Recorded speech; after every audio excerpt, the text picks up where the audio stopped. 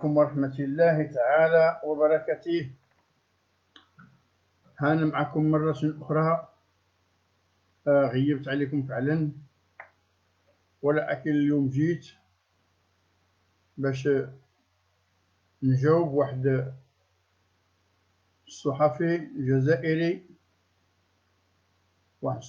جزائري اللي تعدى الحدود، حدود كثيرة تعداها. وانا جيت امامكم، انا عارف بنية المغاربة بزاف اللي جاوبوه، ولكن انا كمغربي وكما فات لي وقلت، كيف ما كان الانسان، كيف ما كانت الشخصية ديالو اللي يهضر في العرش العلوي، غادي يسيبني امامه. فعلا هذا الانسان تعدى الحدود ومثل الملك نصره الله واحد التمثيل اللي ما يقدرش يتحمله الانسان.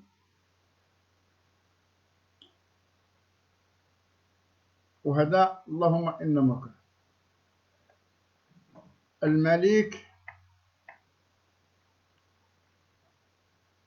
الملك ديال المغرب.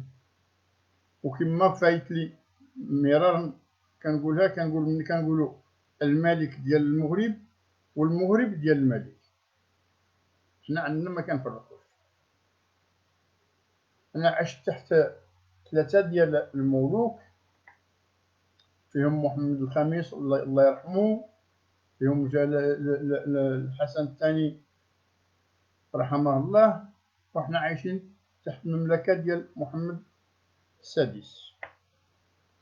ولكن ملي كنشوفوا هاد الناس اللي كيعايروا الملك وكي يمثلوه في واحد التمثيل اللي ما يمكنش، هاد الناس ما يفقهون الا قليلا، ما قاريينش فعلا،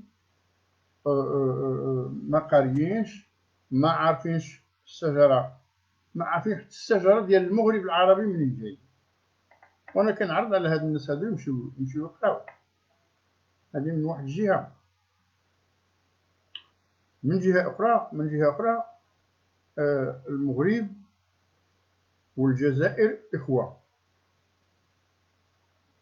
انا عزيز عليا الشعب الجزائري، حييته مرارا وتكرارا، وعزيز عليا ما نكرهاش. انما ما بين الشعب الجزائري والشعب المغربي كاين هناك دم ولحم وصداقه واخوه وما ادرك. ولكن اللي صعبوا الامور ما بين الجزائر والمغرب، وهما الناس بحال هذا الصحفي هذا اللي كيمثل الملك في واحد التمثيل اللي ما يتحملوش العقل. الناس بحالو هما السبب ديال هاد العدوى اللي كاينه ما بين المغرب والجزائر. وبالاخص حنا كنشوفوا الناس اللي هما ناس صحاب قانون والناس صحاب حق، ولكن ما كنشوفوش الناس ديال العصابه. حنا كنساوهم، انا ما كنتش باغي نهضر عليهم، ولكن مهما هذا السيد قاس بالعرش العلوي، غادي نهضر على هذا السيد. الملك لو كان يتقدم للشعب ديالو باش ينتخب عليه، غادي يربح الملك ب99%. 99%. انا عارف علاش كنهضر وكنتحمل الهضره اللي كنقول. ومن خرجوا المغاربه في فبراير ما قالوش سقوط الملكيه، لا. ويا اما من نقولوا للشعب الجزائري مهما مسوا بالملك ديالنا غادي نمس في الرئيس ديالهم من حقي. الشعب الجزائري كيحسب راسو جرى على العصابة، ولكن مع الأسف ما جراش على العصابة. العصابة هي اللي مازال. غادي نفسرها لبعض الإخوان الجزائريين اللي راهم غالطين. كاين 40 مليون جزائرية، 40 ديال مليون جزائريون وجزائريات، ولكن الرئيس هذا عبد المجيد ما نكملش الهضره الاخرى، انما حنا عندنا عيب في المغرب. عبد المجيد ننتخبوا عليه 5 مليون، فين مشات 35 مليون اخرى؟ يلا، فين مشات 35 مليون اخرى ديال الجزائريون؟ انما الاخوان الجزائريون كيحسبهم جراو على العصابه، ولكن العصابه هي اللي راها مازال شاده البلاد. نقولوا الحقيقه، لو ما كانتش عصابه اللي شاده البلاد، علاش تسنح وتمول العصابه ديال البوليساريو، العصابه ديال الدوله الجزائريه، منهم عبد المجيد وجي طلع. عبد المجيد كنقصد الرئيس. انا الشعب الجزائري كنقدرو، باش ما يفهموهاش الناس، بعض الناس يفهموا الشريط ديالي غلط.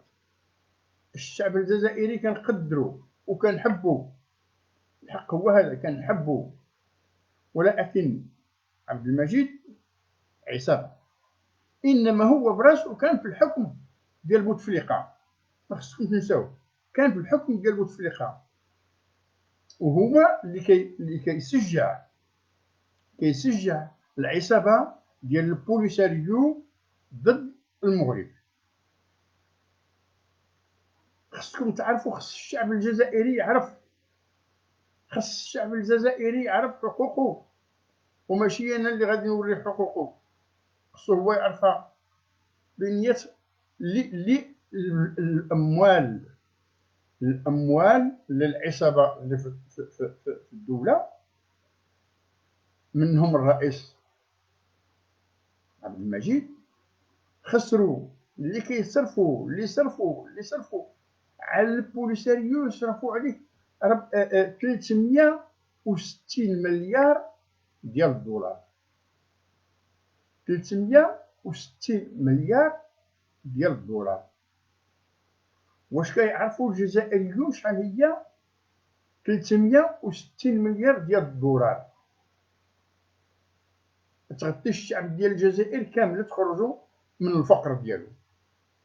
واش عارفينها ولا ما عارف؟ خاص الشعب الجزائري يعرف بين هي 360 مليار ديال الدولار. لو كان نفرقوها على 8 على 40 مليون جزائري وجزائريات، ضربوا الحساب ديالو. وهذيك صحاب ديك الناس ديال البوليساري، هذيك الناس ديال البوليساري قلتها مرارا ومازال كنقولها ونعاود نقولها، وغادي نقولوها عاود في الجيال اللي جايين. هذيك لا عصابه، لا عصابه، ماشي ملت، عصابه ماشي دوله، عصابه اللي كيضربوا، اللي كيحاولوا يخربوا في الصحراء الغربيه.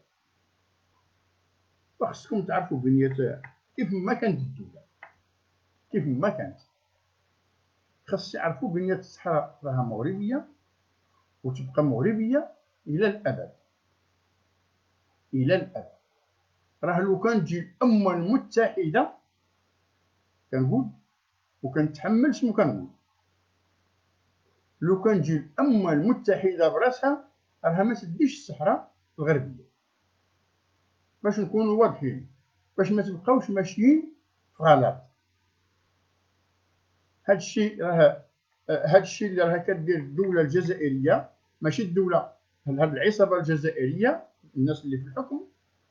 وكما قلت انا، الشعب الجزائري كنحبه، والله وتم الله الا كنحبه، حق ديال الله.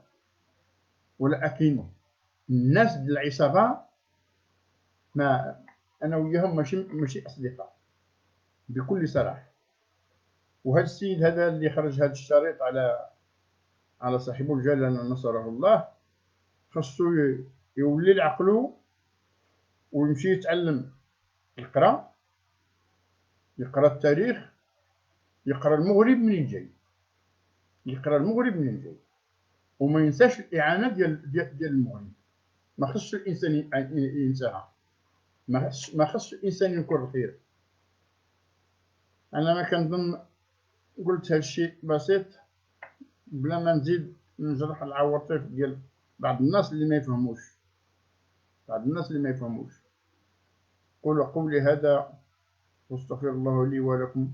السلام عليكم ورحمة الله تعالى وبركاته.